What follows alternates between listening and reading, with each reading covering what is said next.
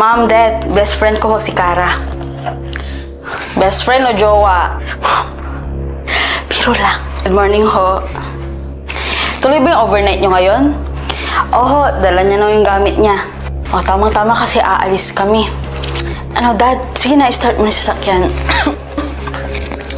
Anak, mag-iingat kayo dito, ha? Mag-iingat kayo sa business trip yun ni Daddy. O, beso na, beso. Yung secret room, ha? Bawal buksan. Sige na, alis na kami, ha? Alis na kami.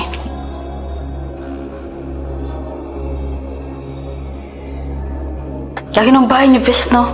Hindi ko ito malilibot ng buong gabi. Pamana lang to ng lola ko kay mama. Kahit ako hindi ko alam kung ano yung mga nandito eh. Teka, ano to? Secret room. Sabi ni mama bawal buksan yan. Bawal buksan? Bakit?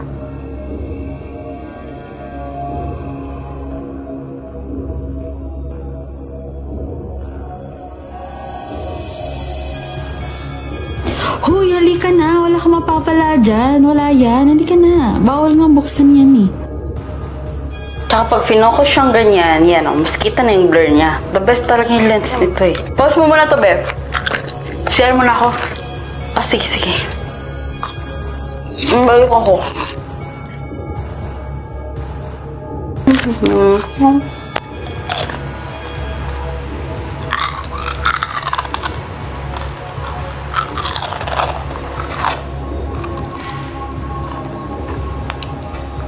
Gumagalaw yung aparatur. Teka, may lumalap pa sa secret room. Ako.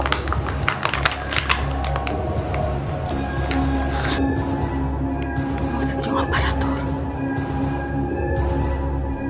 Bumubukas yung pinto.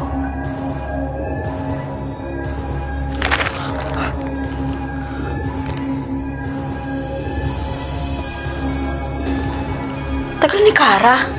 Bes, hindi ka maniniwala sa natagpuan ko. Panoorin mo. Tara.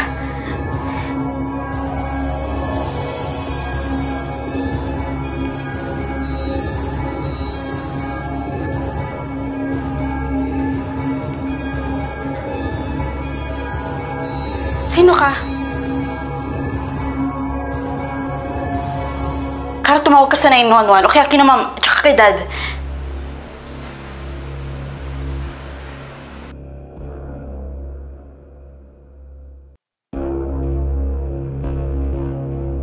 Anak, we're here.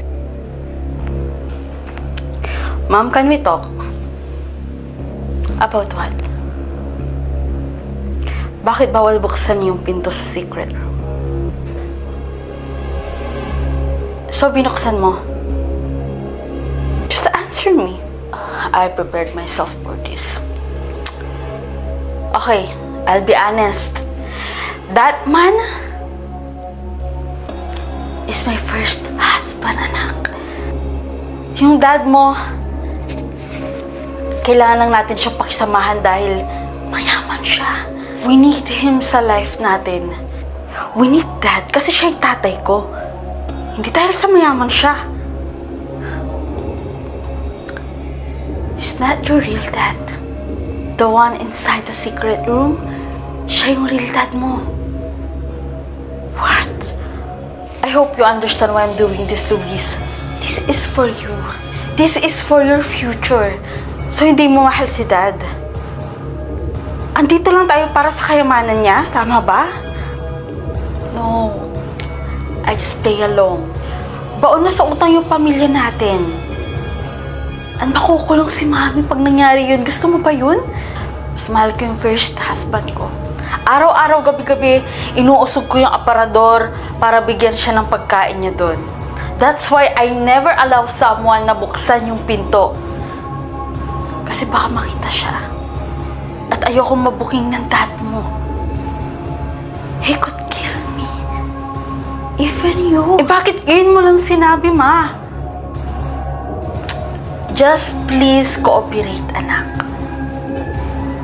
Keep everything in secret, okay? Now you met your dad. Kumusta? Anong ginawa niyo sa kanya? Pinakain niyo ba? I killed him. I already killed.